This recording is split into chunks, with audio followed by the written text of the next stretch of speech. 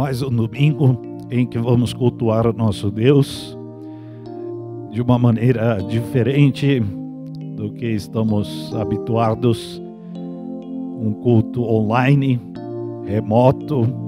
Estamos separados pela contingência do momento que estamos vivendo, mas unidos no mesmo Espírito. Em nome de Jesus, vamos celebrar neste domingo mais um culto ao nosso Deus. Que seu nome seja engrandecido, sua palavra seja considerada, nossas vidas sejam edificadas. Vocês que estão assistindo pelo smartphone, pelo computador, acessando aí os meios de internet para assistir este culto, vamos passar este tempo juntos na presença do Senhor nosso Deus. Que seja um tempo muito proveitoso para você, se você estiver sozinho, se você estiver na companhia de alguém, da família, dos amigos.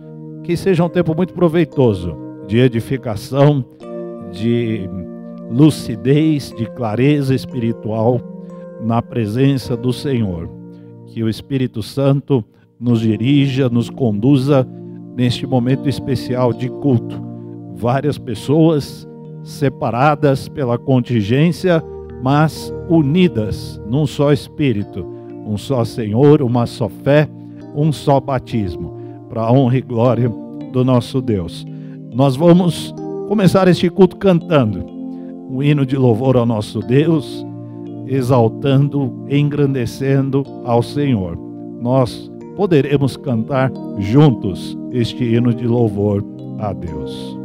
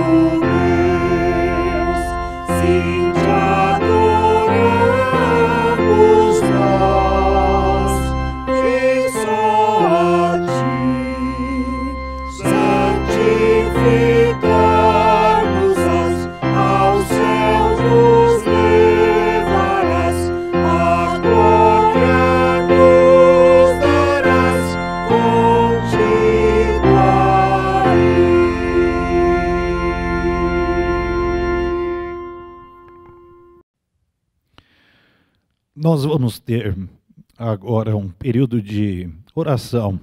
Alguns pedidos de oração importantes que nós devemos considerar, orando uns pelos outros, levando ao nosso Deus estes motivos, a súplica do nosso coração. Alguns pedidos de oração, a unidade da igreja. Nós estamos separados por este momento difícil que estamos enfrentando, mas devemos orar pela unidade da igreja, a unidade no Espírito. Nós estamos e somos unidos por um só Espírito.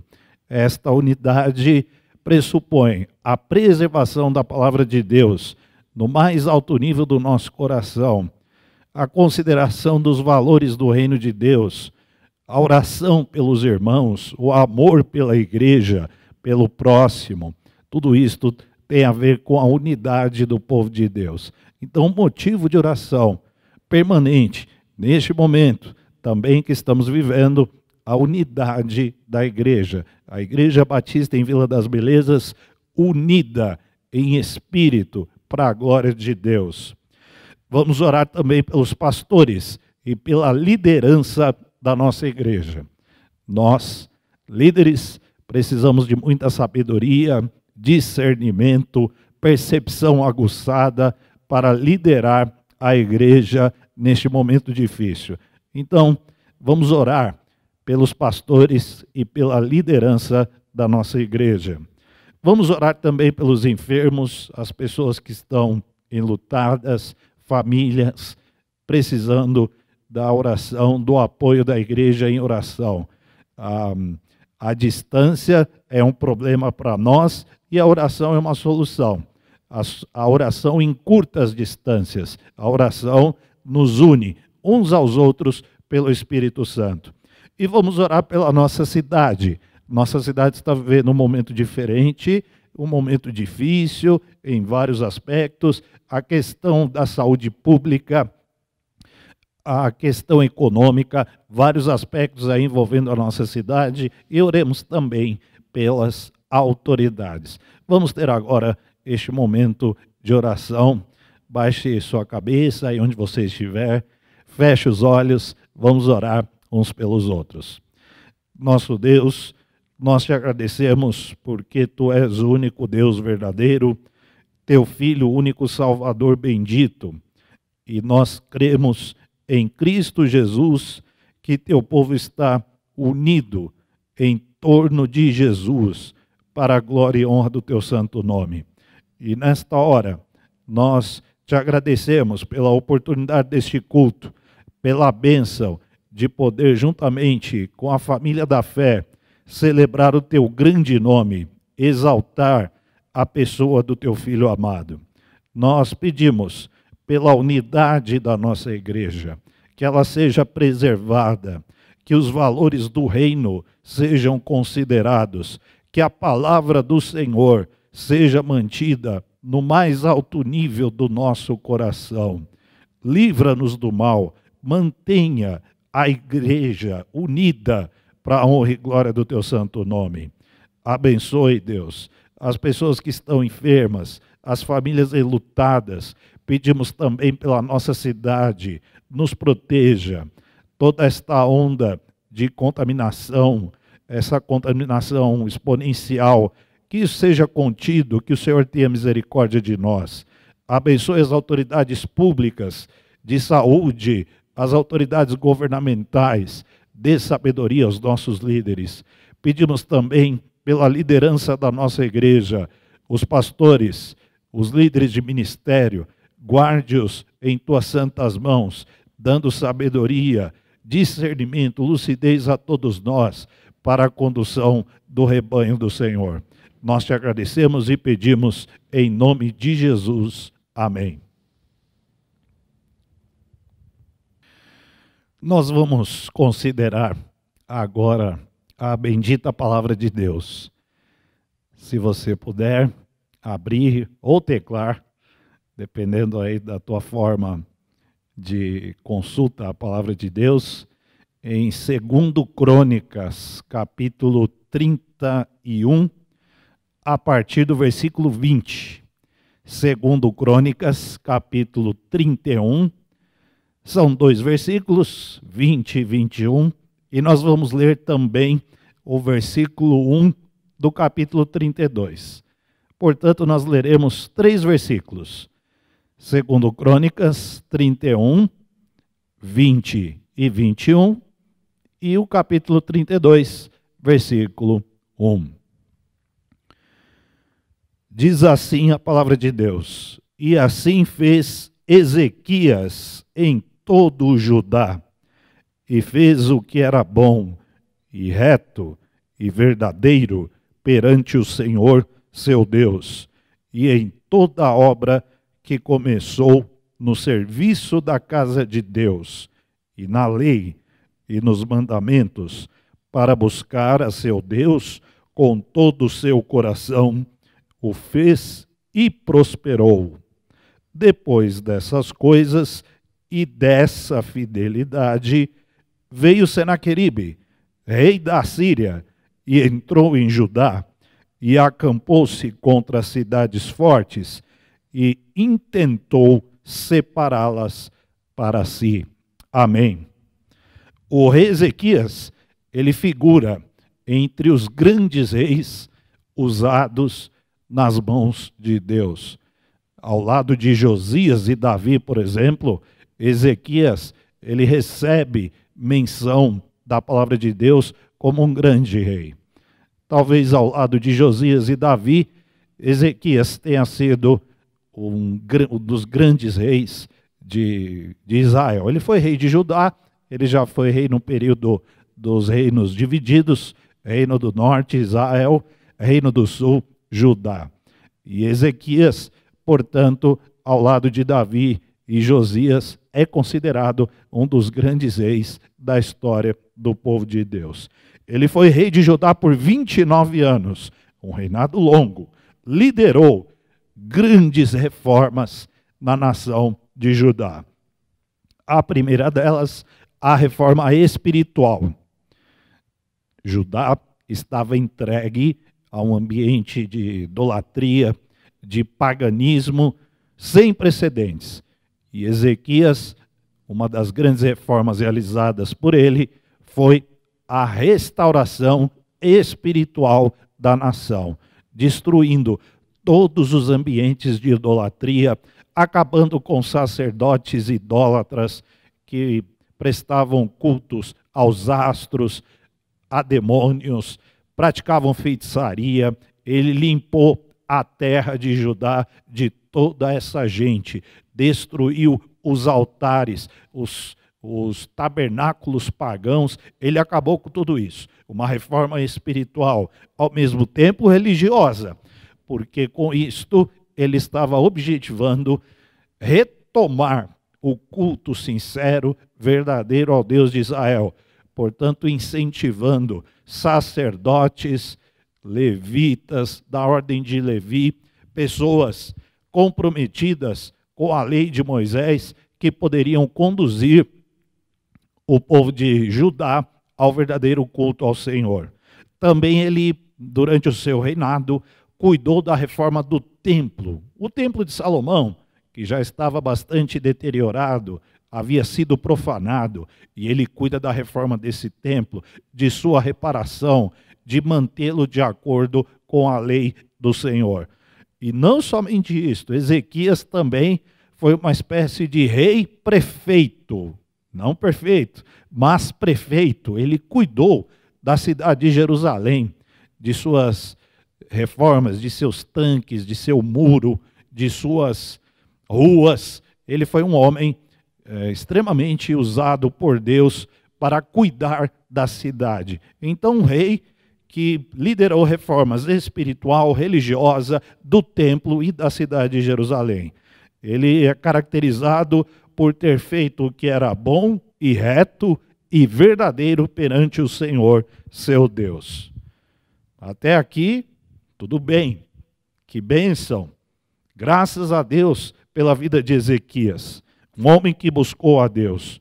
Quais são os resultados de se buscar a Deus de todo o coração? O que nós podemos aprender com um homem que viveu de acordo com a palavra de Deus, e a palavra de Deus diz que tudo o que ele fez prosperou. Um rei dedicado que empreendeu esforços visando agradar a Deus em tudo. Essa deve ser a nossa condição, fidelidade que agrada a Deus. A Bíblia diz que Ezequias prosperou. ele prosperou na fé, homem de oração, que respeitou a lei do Senhor. Ele consultava os profetas. Ele não agia à revelia da lei. Ele agia de acordo com a lei, buscava entender, compreender quais eram os preceitos que regulavam o seu reinado, que regulavam a nação, o povo de Deus. Quando ele precisava saber a vontade de Deus, não somente consultava a lei, mas também se dirigia aos profetas de Deus. Isaías foi um deles, foi um profeta parceiro do rei Ezequias. Portanto, um homem de fé. Ele prosperou nisso. A sua fidelidade o levou a prosperar na fé. Ezequias também prosperou no culto. A nação de Judá, sob a mão do rei Ezequias, passou a cultuar a Deus de forma correta, de forma adequada, de acordo com a lei do Senhor. Isso tem um grande peso para a administração de Ezequias. Não somente ele havia voltado o seu coração para Deus, mas levou a nação de Judá a fazê-lo. E ele também prosperou na administração pública. Jerusalém e o templo foram reparados com equidade de recurso. O recurso muito bem empregado, muito bem aplicado, bem administrado. Então, qual o resultado de se buscar a Deus de todo o coração? Prosperar. Ezequias prosperou na fé, no culto, na administração pública. Há alguma coisa que a palavra de Deus, de maneira muito patente, ela deixa para nós, que é a associação entre fidelidade e prova. Um homem fiel, um homem que dedicou a sua vida a Deus. Mas esta fidelidade, dita no versículo 1 do capítulo 32, se você puder acompanhar, depois dessas coisas e dessa fidelidade, olha só que referência à fidelidade de Ezequias, veio Senaqueribe. Parece que as duas coisas, elas não podiam estar aqui na mesma página, mas estão. E não é assim a vida do povo de Deus? Muita fidelidade, muita prova, muita dedicação a Deus e a fé provada. Uma menção honrosa da fidelidade de Ezequias, e imediatamente depois a expressão veio Senaqueribe. Senaqueribe era tudo de ruim que poderia acontecer com o reinado de Ezequias em Judá. Senaqueribe era o rei da Síria, um conquistador, um homem de um exército de dezenas de milhares de pessoas, infinitamente muito mais poderoso que Ezequias. Veio Senaqueribe. Ezequias tão fiel, tão leal ao Senhor, prosperando na fé, no culto, na administração pública, um governo irretocável. O que aconteceu? Veio Senaqueribe. Alguém pode pensar, veio o Covid-19.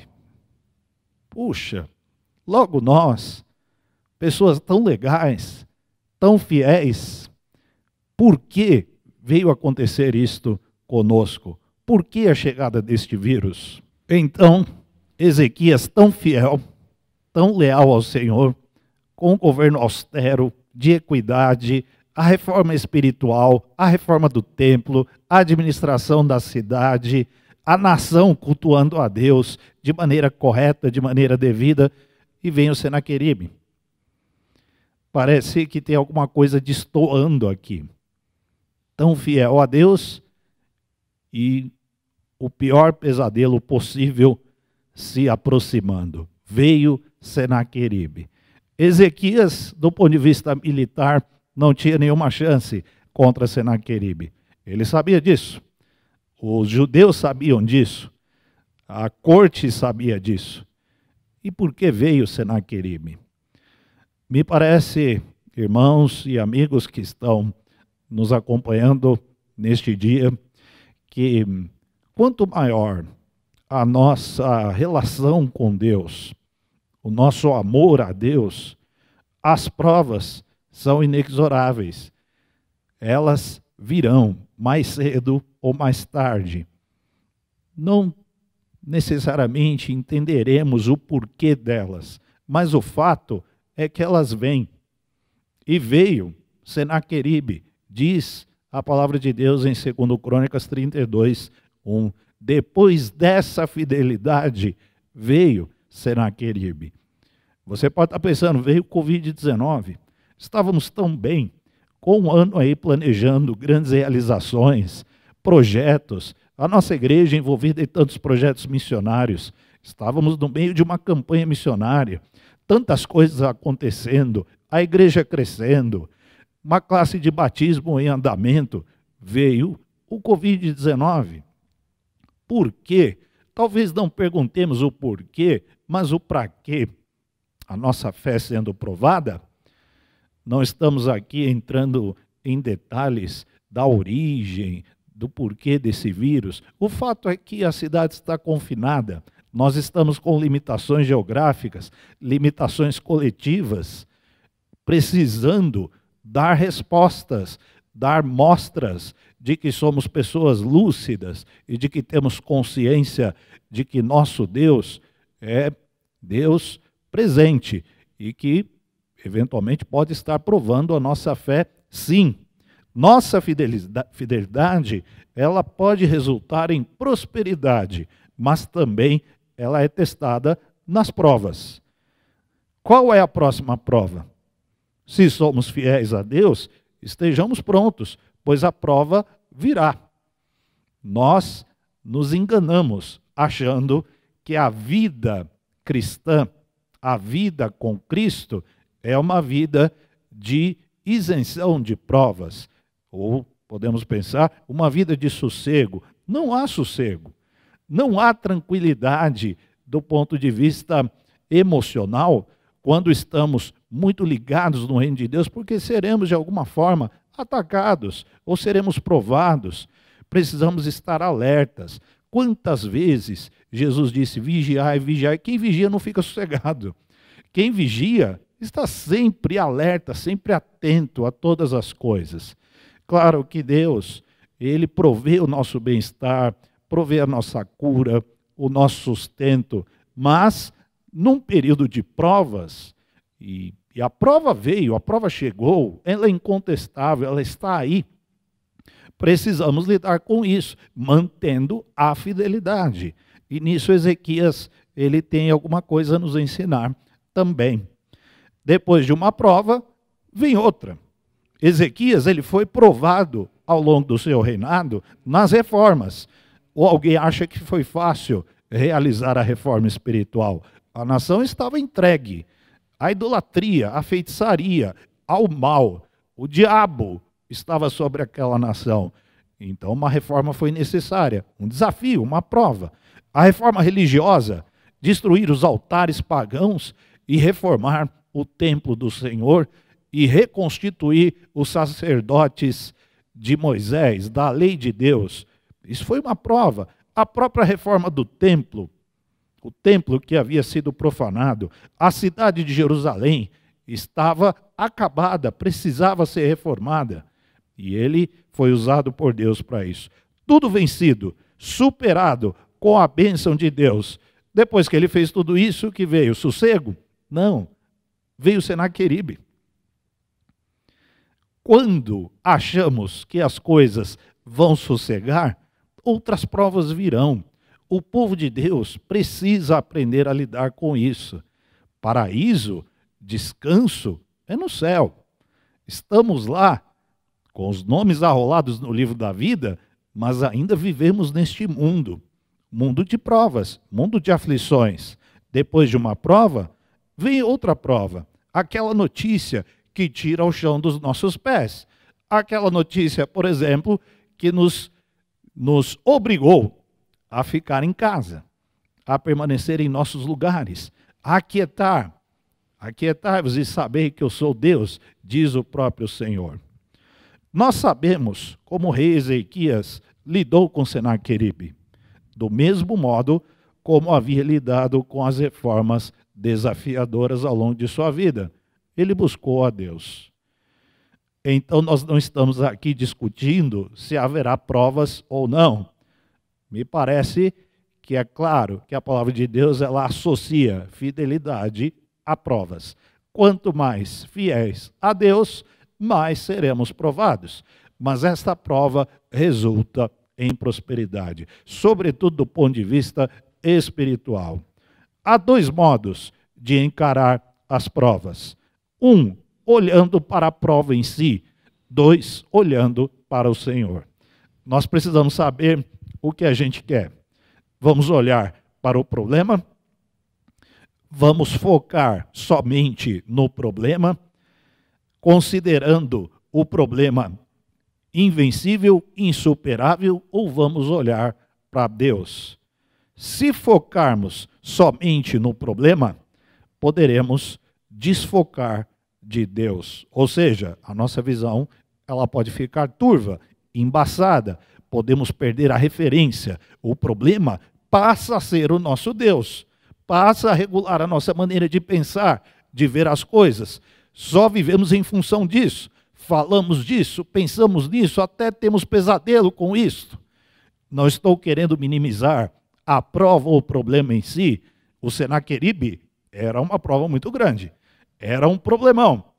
Por que Deus permitiu que ele chegasse até Judá?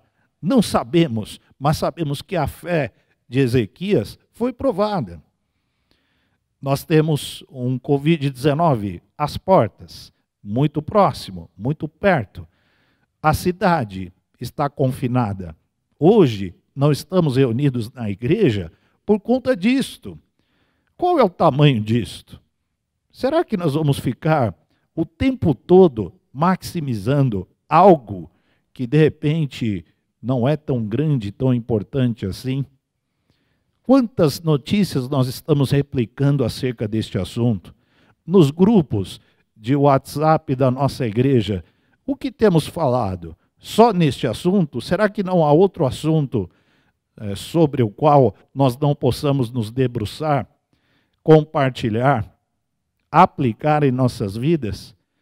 Então nós vamos olhar para o problema ou para Deus? Mas o problema está aí, mas Deus é maior. O problema é sério, Deus é maior. O problema é grave, Deus é maior.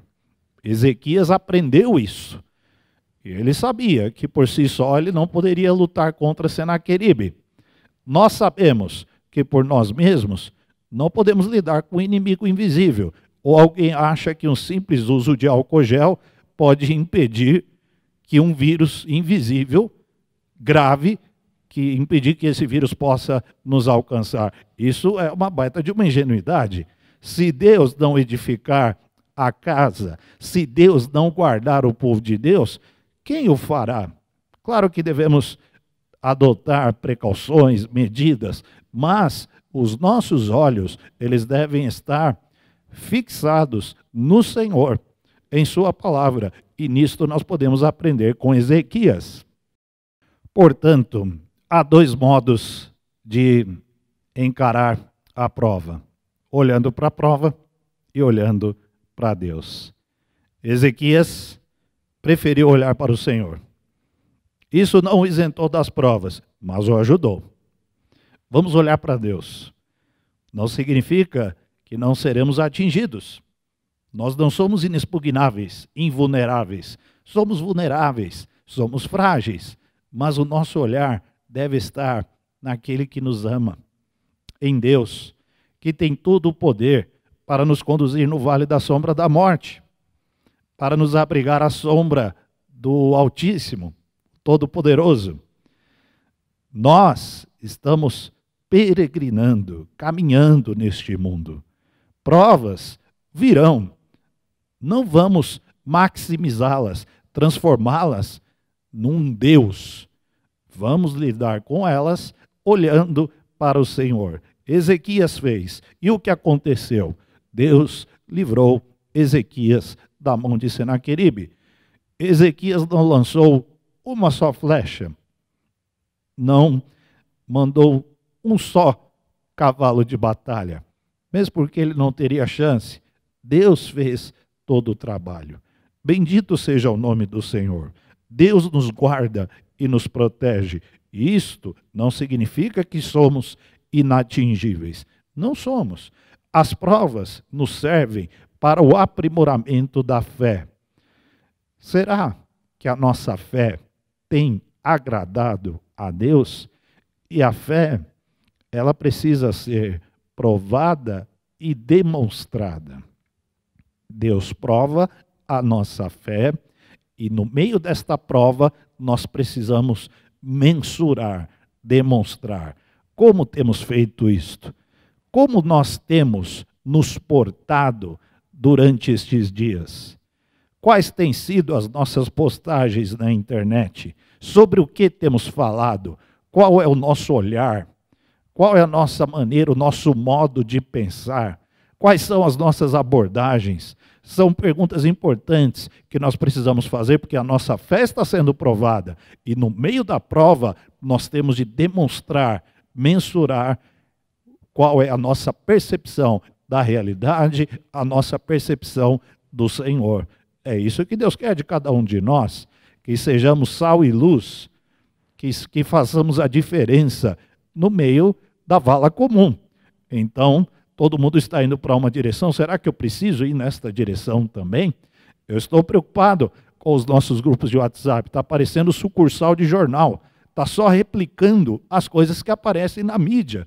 Ora, se os nossos grupos são replicadores de coisas que aparecem na mídia, de notícias, ou a gente elimina a mídia ou a gente elimina o nosso grupo, porque nós temos aí uma duplicação de fatores.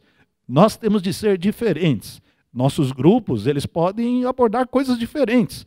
Eu não preciso tirar uma foto de um site e colocar no grupo de WhatsApp da igreja. Isso não tem sentido.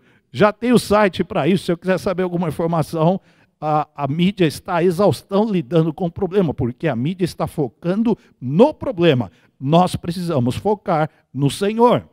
Então vamos orar, vamos ler a palavra, vamos cantar hinos de louvor, vamos ter conversas leves, saudáveis. É a hora de demonstrar quem somos, o que somos, em quem cremos, quais são as bases da nossa fé, da nossa segurança enquanto crentes em Cristo Jesus.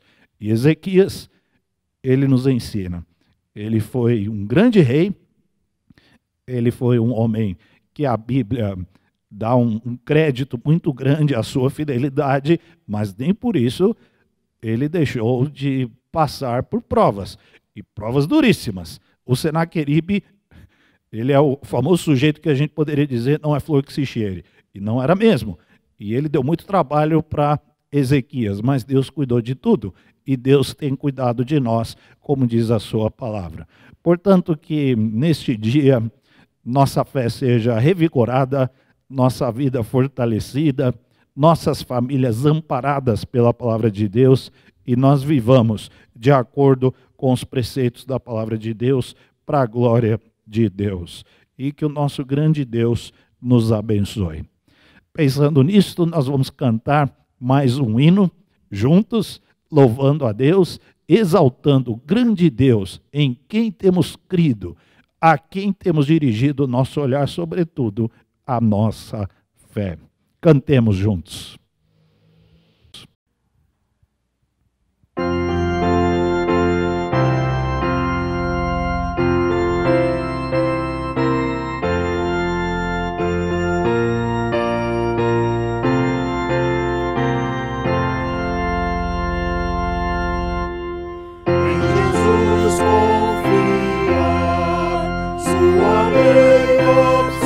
Observar o que gozo que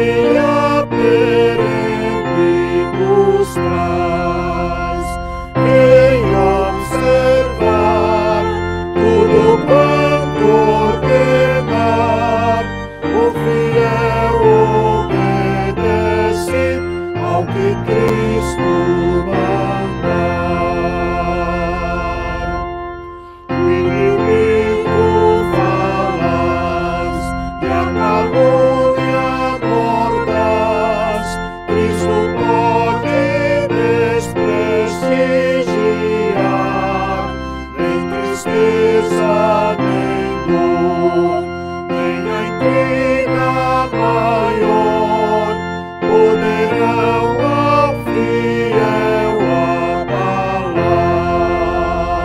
Creio ao observar tudo quanto ordenar, o fiel obedece ao que Cristo mandar. Que delícia de amor, comunhão com o Senhor, tenho crente zeloso e leal, o seu rosto mirar, seus segredos privar, seu consolo constante e real. Creio observar tudo quanto ordenar, o fiel obedece ao que Cristo mandar. Resoluto, Senhor, e com fé zelardo, os teus passos queremos seguir, teus preceitos guardar, o teu nome exaltar, sempre a tua vontade cumprir. Creio observar tudo quanto ordenar, o fiel obedece ao que Cristo mandar.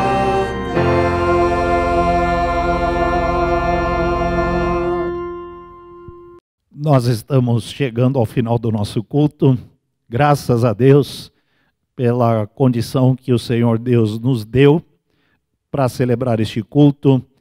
Nós esperamos que você, sua família, todos que estão aí contigo acompanhando, ou se você estiver sozinho ou sozinha também, que todos tenham sido aí edificados, abençoados, fortalecidos para mais um dia, mais uma semana. Vamos orar juntos, encerrando este culto. Nosso Deus, nós te agradecemos porque o Senhor permitiu mais um tempo juntos, em espírito, na presença do Senhor. E que este tempo tenha sido prazeroso, sobretudo para ti. Que este culto tenha agradado o teu coração. Fortaleça-nos, edifica-nos, guarda-nos, Senhor. Livra-nos de todo mal e que o nosso olhar esteja em ti, em Cristo, autor e consumador da nossa fé. Em nome de Jesus. Amém.